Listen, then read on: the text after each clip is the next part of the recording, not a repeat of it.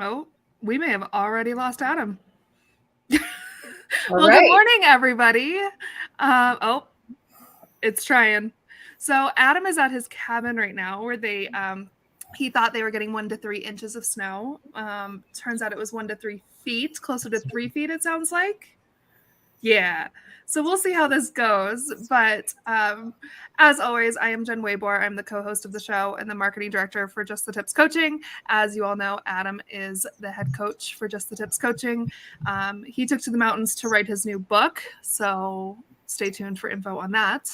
But we are really excited for our guest today. I was talking to Megan and realized that we haven't seen her since PodFest 2020. So welcome to the show, Megan. Thank you for having me. I was thinking about it, and I actually only get to see Megan in Florida. Prior to that, she and I did an event with some other badasses that we know in Miami. Yeah. And hung out there for a while. But yeah, if I want to see Megan, apparently I have to go to Florida, even though neither of us live there. Well, and I thought you lived in Florida because that's the only place I see you. That's actually what Megan said when she and I started talking. So that's pretty funny. Yeah, they don't have feet of snow in Florida this morning. No, they haven't in Erie, though, where I live. So I get it. We wake up with 2 feet all the time. Ugh. There's nothing here at all. Great. Rub it in. On with the show, as it were. Go ahead, Jen. All right, Megan. Well, we know your background and what you do, but will you give our audience a little bit introduction of your background, how you got into mortgage, all that fun stuff?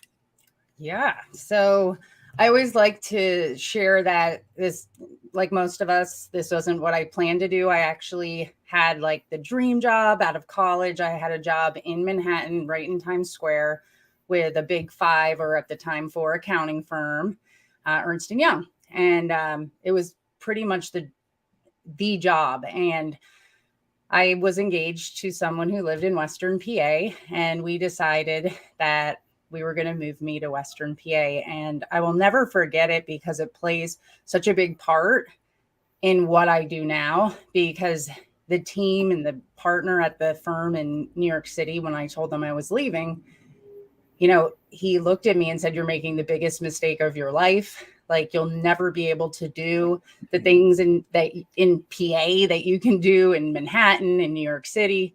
And it was like a really hard decision for me that I was going to be ruining my life and my future. And I moved to Western PA, and I first started investing in real estate while I did accounting. And I just really was not made for the accounting world of auditing and tax returns.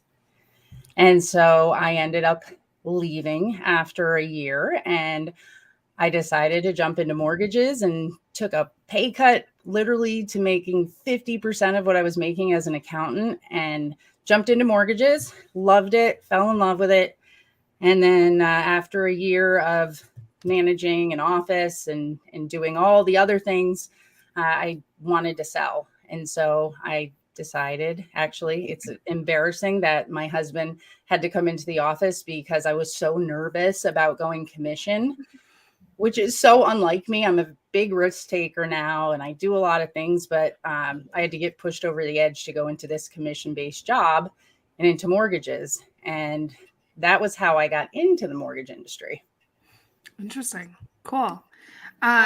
And you guys have a really interesting structure because we know Dre quite well, your business partner. So tell us how you and Dre ended up working together. Whew. So the company that I started at originally was a mortgage broker, and I've been a mortgage broker.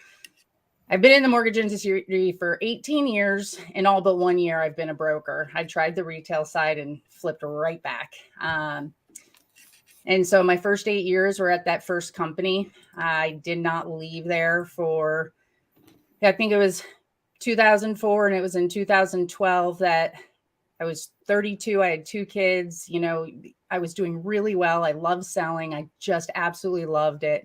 And I felt like everything was going really, really well. And whenever you think things are going really well, usually that's when something's going to happen and you don't realize it. And so it was that year in 2013 that this series of events started happening. I walked into work one day after taking some time to do some stuff for me, and the owner of the company, I walked in and I had my Jerry Maguire moment where I was fired as the top producer at the company by the owner, escorted out by police. 2 people followed me out the door. It was really crazy. That's crazy. I was That is crazy. Oh, that You was just the criminal start. element, you. Right. What's that? You are the criminal element. I am. No. I really, what I ended up finding out was they thought I was starting my own company, which I wasn't at the time. I was actually competing in the CrossFit Games. So I had no company to go to, no company to start. And I had 2 people who had followed me out. So I ended up going and joining someone who had just started a brokerage, and then went through a lawsuit with that former boss. And then started doing some coaching when I owned this new brokerage with someone. Met Andre at one of the coaching events. And because my business had done the same amount for 5 years in a row, I couldn't break the barrier. And it was through coaching that the year I started coaching and had my 3rd baby, my business grew by like 40%, because having, somebody help you and see things from the outside in, it was amazing. I just couldn't even believe it. But that same year, the business partner I had connected with, when I didn't have time to really do my research, we ended up having to have a business divorce, which was very, very disappointing, because, after kind of getting through my Jerry Maguire moments, and Andre and I had become pretty good friends. We were both from PA, and he offered to rescue me. I had a 12-week-old baby, which is the last time in your life that you ever want to start another business. And so he offered to sponsor my license and my whole teams. And then I say he proposed to me about 6 months later and asked me if I wanted to be business partners, to which I was pretty leery. My trust level was not at its best at that time. But I noticed something in him. I mean, we were such polar opposites, but our values aligned so well. And we both were very hardworking. And so I decided, all right, I'm going to try this one more time. And we became business partners. And literally since that point in my career, everything just changed. I mean, we've grown every year. And it's just, aligning yourself with the right people is so powerful. Yeah, and I remember Dre was on the show. It's probably been a year now, actually. It's been a while. It's kind of crazy. But you guys have changed a lot even in that time since we talked to Dre. You've gone through a rebrand. So let's start there. How did the rebrand come about? Yeah, so, I mentioned that we had a year we went to retail. So Andre and I did that together. Gotcha. You're always wondering, I'm sure, real estate, mortgage, you're always wondering, like, is this place better? Or am I where I should be when you haven't tried it? So, we tried the whole retail space, and it did not work out. It really did not work out for me. I just realized through all the years, I'm not someone I cannot be an employee. I'm not employee material. I think Adam would agree with that sentiment, that he is also not employee material. Just not built that way. Just not built that way. Yeah. No, I don't do well with people trying to keep my mouth shut. And so luckily Andre and I came back to the brokerage, and this was 2019. And, I just had gotten to this point in 2019 after, it was probably 12 or 13 years in the business. And something had changed in me after like all these things that happened. And I had to do some major soul searching, and I was just not at a good place. And I had handed over my business to people on my team. But I knew, okay, we're starting our brokerage again in 2019. It was just Andre and I as the producers. Like, what do we do? What do we want to create? Do we want to just have this brokerage where it's just us? Do we want other people? And that's when we saw you guys at Podfest. We started a podcast having absolutely no idea what on earth we wanted to focus on, right? Yeah. Are you guys still doing the podcast? We're actually, we're about to go live again with it because Cool. we ended up getting clarity, which after doing that soul searching, like I figured out that I just absolutely loved helping people overcome difficult situations. If it's loans, if it's loan officers, I love helping women get into the industry, learning that they can make a lot more money. And so we ended up pausing the podcast because I think we did small business at first because I was like, I don't want to do mortgages or real estate. Well, no one really wants to listen to that too much anyway. Yeah. But what I realized was, we didn't want to coach necessarily because we had this brokerage. And while we were doing that, all of a sudden our company in the first few months of 2020, it went from Andre and I as the only 2 loan officers in a team to now we have 15 or 16 loan officers, a total of 20 salespeople. Wow. Yeah. And Andre and we have an operations manager who manages that part. And then we are about ready to launch. It's called Broker Fast Track, which is a 12-week accelerator for loan officers who want to open their own brokerage, but they're too nervous to do it and just want that extra guidance.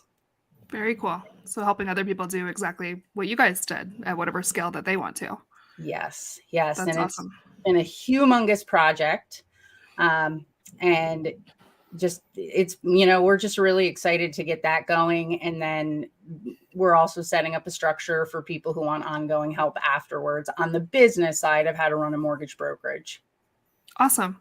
I didn't realize it was only 2019 that you guys started your brokerage. That's incredible. That's just crazy. So in 3 years, not even 3 years of growth, where are you finding your people? Talk more about, we don't have a lot of guests to talk about the team structure piece and where they find people in that process. And I know that you guys focus a lot on the culture like we do in our office over people can be taught skills is the mindset in our office. And I know you guys are similar. So I'd love to hear more about how you've built this team. Yeah. So when it was just Andre and I always say there's the 3 models when you are building a mortgage business or real estate. You've got okay, it's just me, right? The 1-person team. Yep. And then you start building a team. So that was, I produced, I think the last year I was in production, I closed around 300 loans. And then Andre, the last year was just the 2 of us. I think we closed close to 500 loans. And our team size was I think we had about 12 team members, 12 to 13. So we would have people who would talk to customers and our real estate agents when they call in for pre-approvals. And then we'd have our processors, and we always have had a marketing person, which is where I think our teams are very much alike, is leaning into knowing how important marketing is. Absolutely. I wouldn't have a job if Adam didn't find that to be important. So that's for sure. Yeah. Awesome. So I was going to say, that was the team structure where we found everyone else. I think if you lead with your culture, and I think if you lead with your values, we really haven't done a lot of recruiting. I think people automatically start finding you and seeing what you're doing and if they align with you. And that's how we have found the people we have so far. Very cool. As far as your loan officers, your salespeople, are they newer loan officers or loan officers that have been in the business for a while, or a little bit of both? Yeah, a little bit of both. We've got some very experienced people, and then we have some green loan officers, which is a lot of work. So our new rule is we only will bring on green loan officers in January. So we're just kind of getting to the 90-day mark of our most recent. We had 5 brand new loan officers. That's a lot. That's a lot. I like Megan's reaction. That's awesome. That is a lot of work. But Yes. I mean, we talk about it too. There's some benefit. You're not having to break the bad habits that they've gotten elsewhere, that they're learning, in your culture, in your systems. But there's a lot of work with that too. There is a lot of work. Yeah. And you realize what you haven't done right and need to do right. I think you're right. You don't have the habits to break. I'll tell you what, though, the biggest difference, though, for us, the people who have worked elsewhere, when they come here and they're part of our culture and they see all the resources and the stuff we have for them in the training guides and modules. I mean, we have a whole course that they can go into and watch videos on how to do everything. And they just can't believe that. Whereas the new people who have never been anywhere, they have a very high expectation with how hard this industry is. And they don't realize what we offer here. You cannot get at most brokerages, maybe at like a huge retail shop, right? But right. That's probably the flip side. Interesting. Yeah, that makes a lot of sense because they have nothing to compare it to. So, well, you mentioned before the show that you guys have a lot of exciting new things, and I'd love to hear more of what's coming in 22, what you guys are seeing going forward. Yes. So we rebranded because also when we came back in 2019, we started expanding into other states. We used to just be Pennsylvania, but Andre surprised me in the end of 2019 and told me he was moving to some island. Yeah. And that I would be here in Pennsylvania the rest of my life managing our team, which is okay because I have 4 kids, so I'm not going anywhere. And so I'm more I'm here in the office. He is managing from afar. I mean, he's still very involved. Of course. And we literally have had to set up systems where, we have processor rooms, like Google rooms. We have loan officer Google rooms so that people can hop in and out and get questions answered from our leadership teams. And so we've just had to really come up with this system to be able to grow. And our name before was Keystone for the Pennsylvania. And that didn't really fit in Puerto Rico. Right. That doesn't quite align. Yep. And so we ended up deciding that when we rebranded, that collab, which stands for collaboration, that's a really important value for us. That the people we bring on our team are team players, that they will share what they know, what they, they'll help one another. I didn't grow up in the mortgage industry with that. The first loan officer I started asking questions to in my own office told me that was his account rep and that I needed to find my own. And, I just had a very opposite experience to what we knew we wanted to have at our company. And so, that's been just our driving force with it. So collab, which is short for collaboration, was the podcast. And we just started kind of going with collab lending, kind of fit. And that is what is also going to be our major brand for Broker Fast Track. And then we got approached after the course was done. It is so much work. You have written a book, Adam. Have you ever written a course, like a full-blown course with videos and workbooks and all that? No, and I hope I'm struggling over the long weekend working on my second book. I hope I never do what you guys are working on. Yeah, I created the workbook for our coaching program, and it was months of work just for the workbook. And our coaching program is Zoom, so in person. But I can't imagine if we tried to record every week and have that all. No, thank you. You don't realize when you're getting into something what you're doing, but it served a dual purpose because, we first just created this course, which was licensing, because we would talk to people and they'd have no help. And then it would take them 6 months. I know Colorado is a state that's not as difficult to get licensed in. I think it's pretty easy there, right? I don't have any frame of reference because I don't have anything to compare it to. Right, because Adam's only done it in Colorado. Right. So we've learned quite a bit about a lot of states. it was a meeting that caused the whole course to come about, because we met with these two guys down in Texas who had a good business. They were closing like 30 to 40 million, and they were at a retail lender, and they wanted to join our brokerage. And we're like, why? Like, why would you join our brokerage? Like, you're going to take a pay cut. It doesn't make sense. And I asked them, I'm like, why don't you start your own brokerage? And one of the guys said, well, I owned a brokerage before 2008, but everything's changed and I wouldn't even know where to start. And it, like, that's when the light bulb started going off for me, that there's just so much uncertainty in the broker channel. Like, yes, we have AIM now, which is amazing. And I wish we had my whole career. But when you think back, Adam, how much money have you wasted over your career on things you tried that maybe didn't work? Oh, it's countless. I'll give you a figure. And enough money that I would have retired by now. Right. Like, no joke. And I think people are still going to make a lot of those mistakes. Like, yeah, there's people who will answer your question on a day and send you in the right direction. But like, business wise, like making sure you're staying profitable, that you're picking the right banks and not just the ones who have the best interest rates from the beginning. Okay, the foundation of your business is marketing. You have to market. You can outsource it, but like just picking those things. So that's the basis of the course. And after we built the course up, and it's 6 modules and all these lessons, we were approached by someone who said, have you ever considered offering a franchise option for people who want to open a brokerage? And I'm like, I don't even understand what that is. You're like, I just finished this. What are you talking about?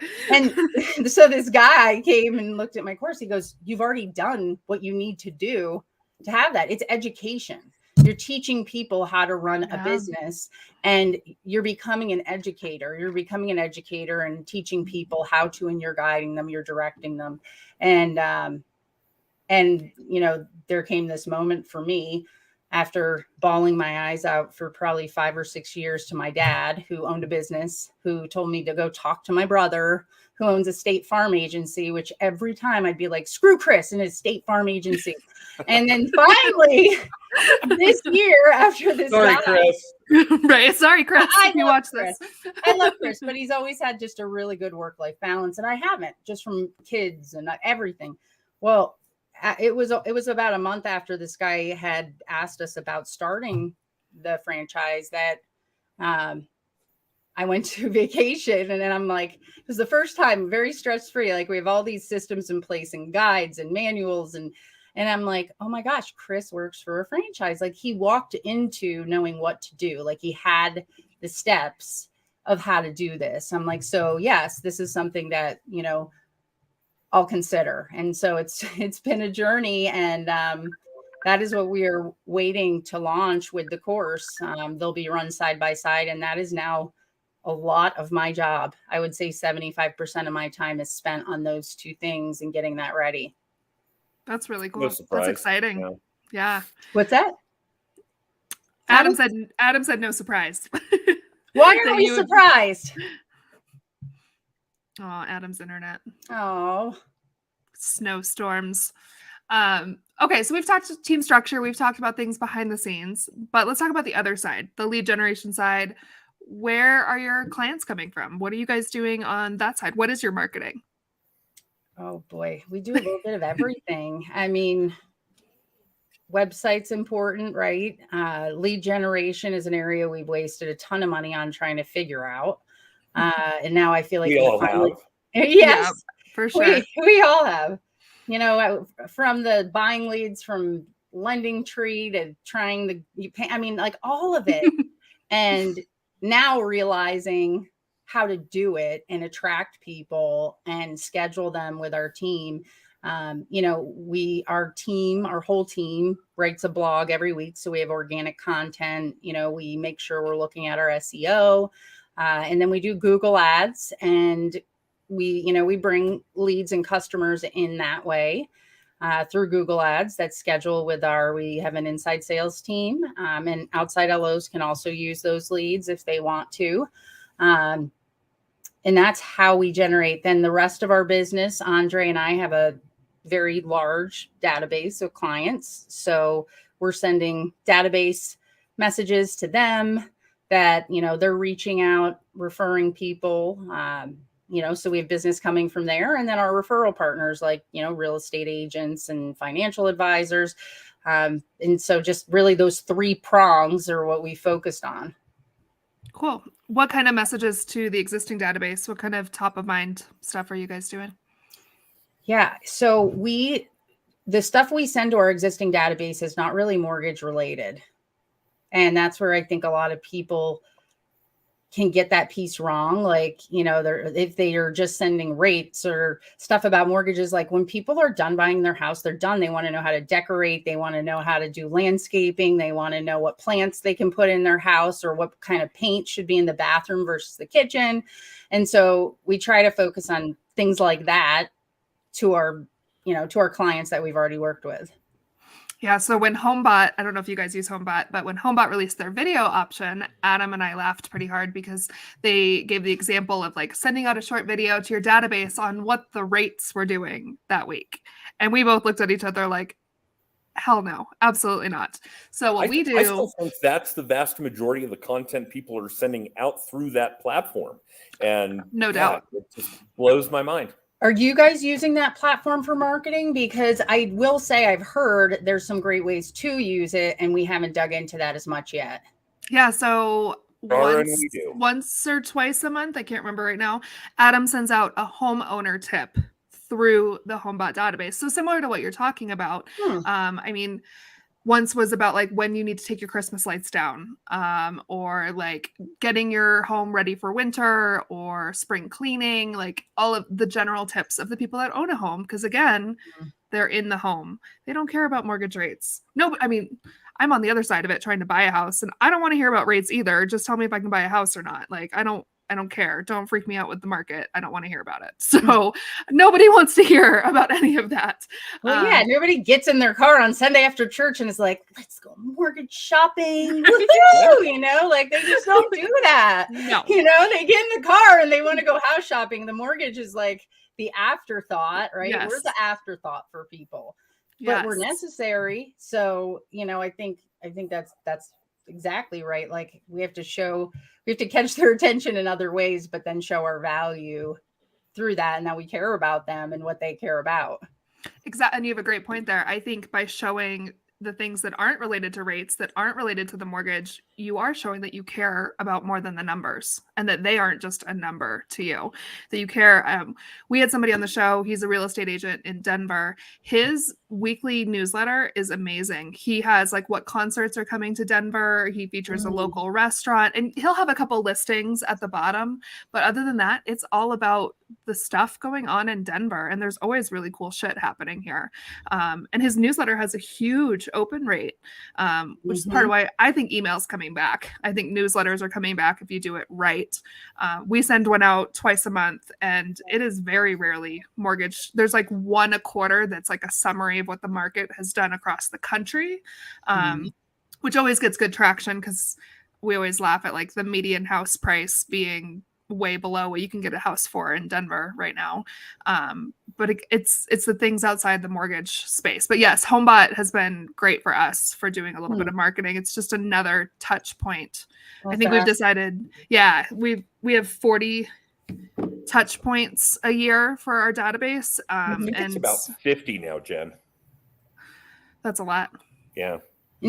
And do you run, so like you've got your database that you send to, right? And then do you have a separate one you send to professionals, for example, real estate agents and financial advisors? So we have a JTT newsletter and then we have the core newsletter, which have similar audiences. Our clients aren't getting the JTT newsletter because that's focused on coaching, lead generation. And then we have the HomeBot database. And then Adam has his complete database, which I don't even know how many are in that now, Adam. About 15,000. Yeah. So those are all getting, our birthday texts and the birthday graphics on Facebook and the voicemails. And then on top of that. So there's a lot of touch points, but they're all different. So it doesn't feel like, oh, Adam, the mortgage guy, is in my face every other second telling me that interest rates are going up. Everybody knows that interest rates went up. Yeah, I'm not bitter, guys, at all. They did go up. Yes, they did.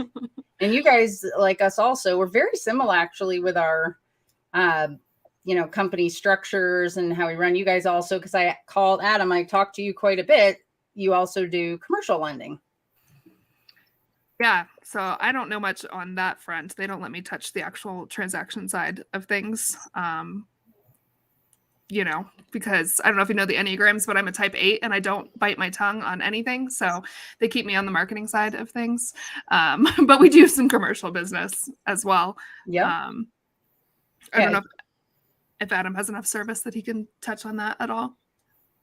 It would be brief, and I'd certainly be terrified of getting cut off. But the bottom line, I think, right now is that, if you want to help people, you need to figure out different diverse ways of doing that, whether it's helping people build a business or helping people generate more leads or helping borrowers get into homes or helping borrowers refinance and save money or helping businesses buy commercial properties, whatever the case may be. And I think, like anything else in life, particularly when it comes to the financial arena, you need to be well diversified so that you can help other people, you can help your team, you can help yourself, you can help your family. And I think the last, 15 or so years of writing commercial loans is just another piece of that pie where, if you help as many people as you can get what they want, you're going to get what you want. Yep. Yeah. I heard someone say it. It's one of my favorite things now is, we're matchmakers, right? Like we're matchmaking someone's goals to the right financial investment. And I loved that. That's really cool. I love that. Well, we are running over. Surprise, surprise. So no Megan, shock. Right? We hadn't talked in a long time. Megan, thank you so much for carving out the time. We really do appreciate it. Yeah, thank you. We would love to see you guys at the Mile High Mastermind this year. Speaking of which, if you want to hear more about us, about our past episodes of the show, our weekly little tip, or tickets are on sale for Social Media Day Denver, which is Thursday, June 30th in downtown Denver. And Mile High Mastermind tickets will be going on sale before too long. That is September 16th and 17th at the University of Denver. You can get all that information. You can get a copy of Adam's book, Just the Tips, by texting TIPS to 63566. Megan, thank you again. We really appreciate it. We'd love, maybe next time we'll have you and Dre on the show together. That would be cool. That would be fun. Yeah, maybe we'll do that next. We're a little married couple. We're booking into, I think, June now of next year. So we'll see if we can get something lined up. I think that would be fun. Perfect. For the rest of you, for having me. Yeah, thank you. The rest of you, we will be back next week with another new episode of How I Met Your Mortgage. Adam will hopefully have dug himself out of the snow by then. Thanks, everybody. Have a great week.